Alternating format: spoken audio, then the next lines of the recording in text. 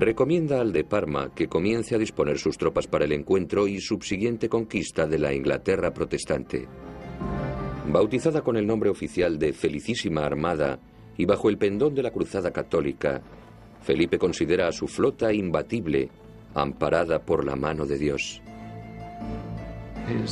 En sus instrucciones a la Armada, hace hincapié en la sagrada empresa que la flota se dispone a acometer.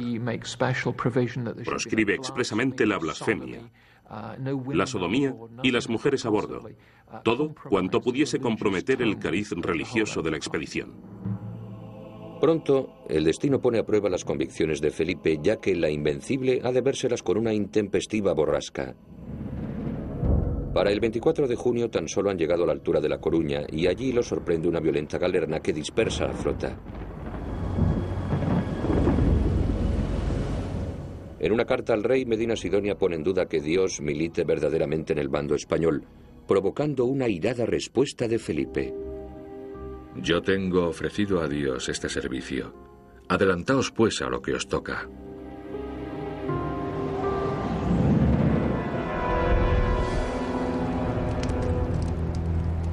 El 29 de julio de 1588 los faros de alarma llamean por toda la campiña inglesa, proclamando que ya se ha avistado la armada frente a la costa. Circula la famosa anécdota de que Sir Francis Drake estaba jugando a la petanca en el Hoe de Plymouth al recibir las nuevas, y el capitán respondió altanero: tenemos tiempo de sobra para terminar la partida y derrotar a los españoles. Si bien la anécdota probablemente sea apócrifa, lo cierto es que los ingleses no embarcaron inmediatamente. Con los vientos y la marea en dirección a Plymouth, se encontraban atrapados en su propio puerto.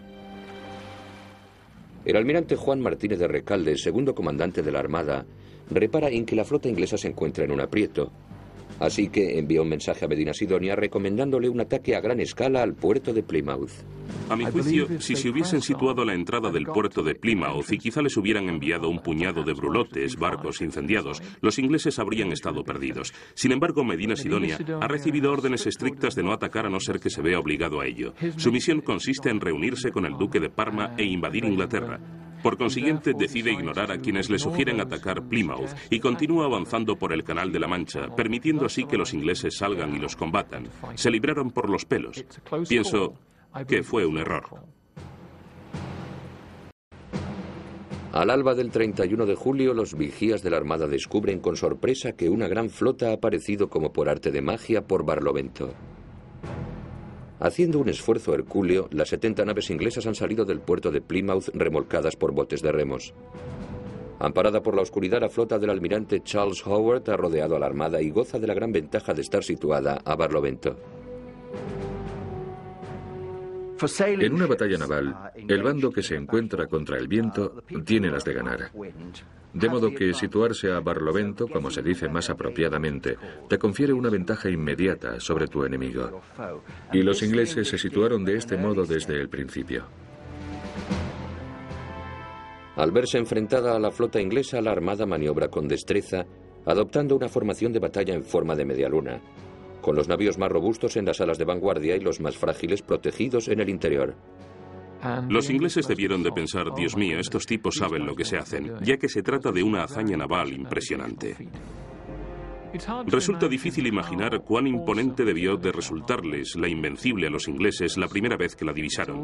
Posiblemente se trataba de la mayor concentración que nadie hubiera visto. La excelente disciplina que los españoles demostraban en la formación convertían a la Armada en un objetivo demasiado formidable para atacarlo. Y los ingleses, al principio al menos, no tenían ni la más remota idea de cómo acometerla. Cual David encarándose a Goliat, los navíos ingleses se aproximan a la Armada con cautela, escogiendo uno de los buques de la parte externa de la formación como blanco de su cañoneo desde la lejanía. El San Juan de Portugal, buque insignia del almirante Juan Martínez de Recalde, es la víctima del primer asalto, recibiendo más de 300 impactos.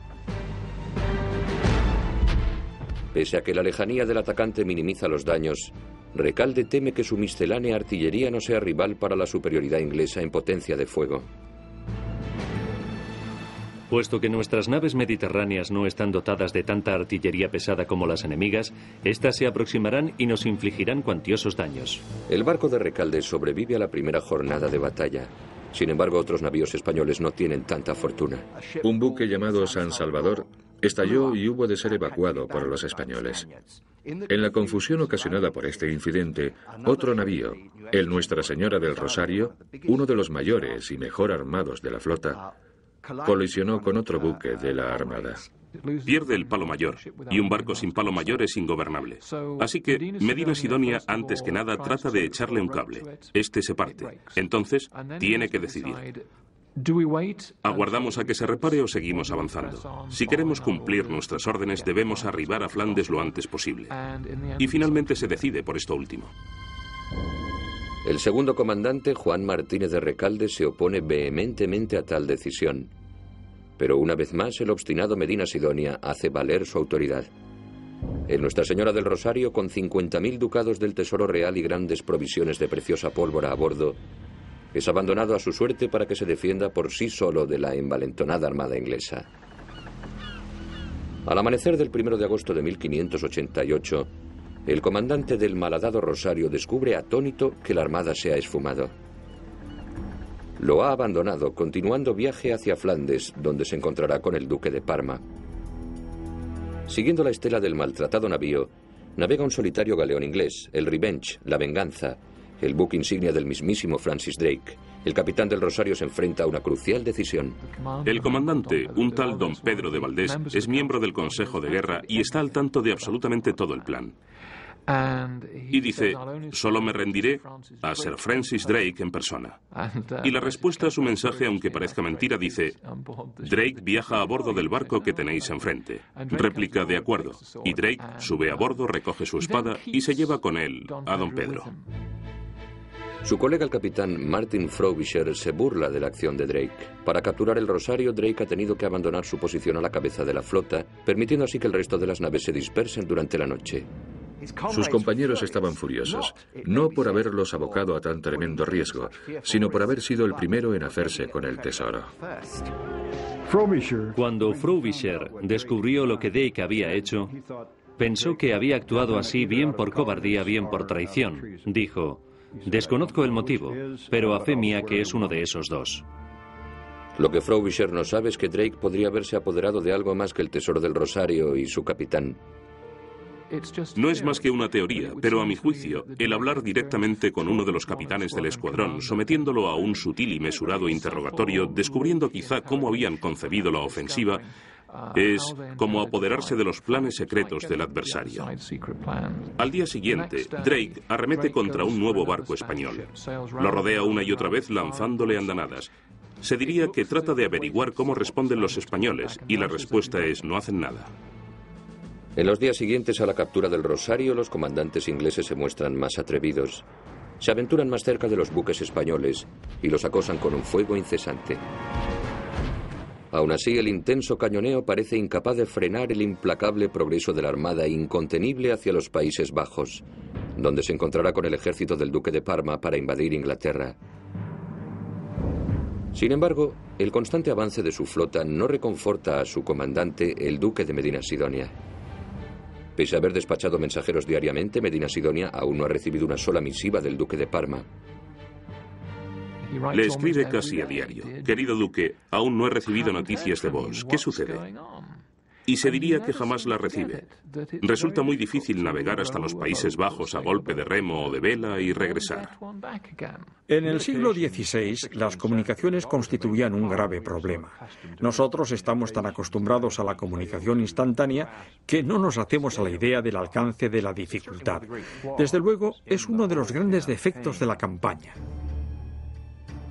Medina Sidonia convoca un consejo de guerra que recomienda fondear la armada en el protegido puerto del extremo opuesto de la isla de Wight, hasta que se reciba la confirmación de que las tropas del duque de Parma están listas para zarpar de los Países Bajos y salir al encuentro de la Invencible.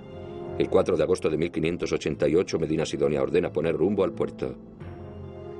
Pero los ingleses se habían apercibido de sus intenciones. El escuadrón costero, comandado por Martin Frobisher, se interpone entre los españoles y la costa, y a resultas de ello, los españoles se ven empujados hacia unos bajíos considerablemente peligrosos. Tras impedir la entrada de la Armada a puerto, los almirantes Howard, John Hawkins y Francis Drake conducen sus escuadrones sin temor hasta situarse en medio de la Armada, batiéndola con un fuego sin tregua. La feroz batalla se prolonga durante horas, y al disiparse el humo, la Armada se ha alejado del refugio que le brindaba la isla de White. Ambos bandos saben que los españoles no tendrán ocasión de detenerse entre la isla de White y el paso de Calais. Posiblemente por eso apenas se lucha durante los 3 días siguientes. Medina Sidonia no tiene más opción que continuar confiando ciegamente en que el de Parma esté listo para el encuentro. Sus esperanzas se truncan al día siguiente, cuando por fin llega un correo para informarle de que el duque aún no ha embarcado un solo barril de cerveza. ¿Para qué hablar de los soldados? Lo que menos se imaginaba es que el duque no había recibido el primer mensaje, en el que se le informaba de que la Armada había partido de España hasta aquel mismo día. Era imposible que estuviese dispuesto, pero hace cuanto puede. Dispone sus tropas, marcha con ellas hacia la costa y comienza a embarcarlas. Los diversos legados que van y vienen traen variadas versiones acerca de la marcha de los preparativos de Parma. Hay quienes dicen que necesita un par de días, otros que quizá 2 semanas. Medina Sidonia recurre a su última y desesperada opción. Se arriesgará a anclar la Armada en el puerto de Calais y allí aguardará la llegada de las tropas del duque de Parma a bordo de sus gabarras. El comandante sabe que si aguanta el tiempo suficiente aún es posible lograr la reunión y alzarse con la victoria. La suerte del régimen Tudor depende de cuanto suceda en las siguientes 36 horas. El único obstáculo interpuesto entre la Armada y la invasión es la flota inglesa. No había fortificaciones entre la costa de Kent, donde Parma tenía previsto desembarcar, y Londres. Bajo las órdenes de un experto comandante como el de Parma, habrían conquistado Londres y quizá capturado a la reina. El almirante Charles Howard es consciente de que la victoria depende de su próxima decisión. Debe asestar un golpe decisivo. Decide atacar con brulotes. Se prende fuego a 8 embarcaciones cargadas de materiales combustibles y la corriente se encarga de arrastrar las bombas flotantes hacia la flota española. Los barcos incendiados pasarían entre los navíos fondeados de la Armada y, según se esperaba, los incendiaría. Y lo que es más importante, cundiría el pánico.